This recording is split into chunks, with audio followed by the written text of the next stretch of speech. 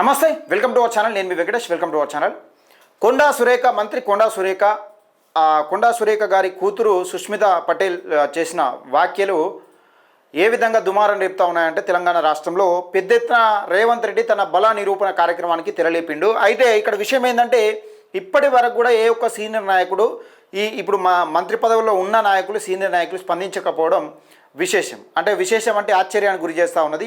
రేవంత్ రెడ్డి బలాన్ని తను చూపించుకునే ప్రయత్నంలో భాగంగా ఉన్నప్పటికీ సీనియర్లు రేవంత్ రెడ్డికి సహకరిస్తారని క్లియర్గా అర్థమవుతున్నది.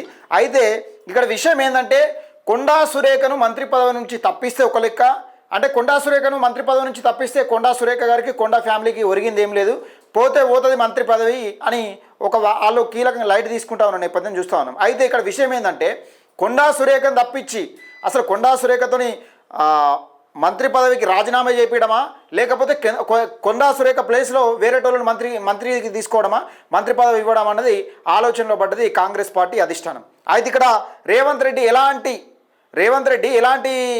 చర్యలు తీసుకునే పరిస్థితిలో కనబడతలేడు. అయితే క్రమశిక్షణ కమిటీ చర్యలు తీసుకోవాలని, ముఖ్యంగా రేవంత్ రెడ్డి పైన మాట్లాడుతున్న అనుచిత వ్యాఖ్యలు చేస్తున్న అందరిపైన క్రమశిక్షణ కమిటీ చర్యలు తీసుకోవాలని ఒక ప్రకటన విడుదల చేశారు. ఒకసారి దానికి సంబంధించిన వార్త చదువుకునే ప్రయత్నం చేద్దాం.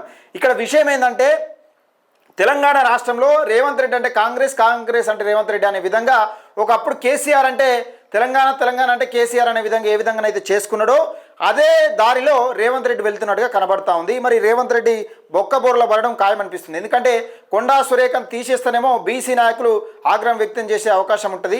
సరే, బీసీ నాయకులకు ఏం చేసినా ఏం చేయకుండా, కొండా సురేఖ ఏం చేసినా చేయకుండా ఒక బీసీ సామాజిక వర్గం నుంచి సంబంధించి ఒక మంత్రి అయితే, ఒక ఆడబిడ్డ మంత్రి అయితే ఓర్చుకోలేక ఈ అగ్రకులాల నాయకులు ఇప్పటికే అగ్రకులాల మీద మంత్రి పదవులు ఎన్ని అనుభవిస్తున్నారని అనేకమంది ఆరోపణలు వస్తూ ఉన్నాయి.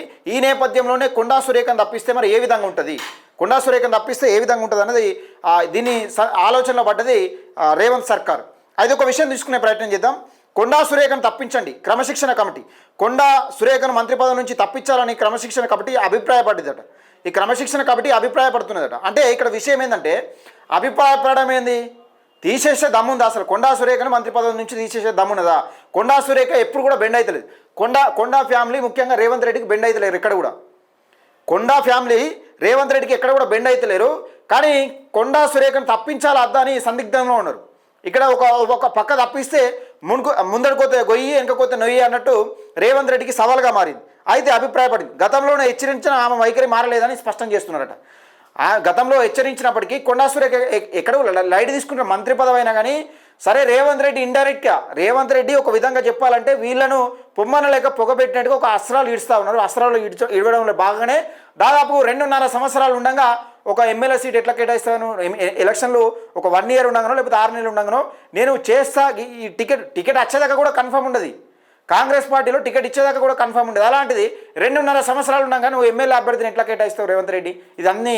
ఇవన్నీ ఒక ముందస్తు ప్లానింగ్లో భాగం కాకపోతే, అయితే పార్టీ లైన్ దాటితే చర్యలు తీసుకోవాల్సిందని స్పష్టం చేసింది. పార్టీ లైన్ దాటింది ఎవరు? మరి రేవంత్ రెడ్డికి ఏం సంబంధం?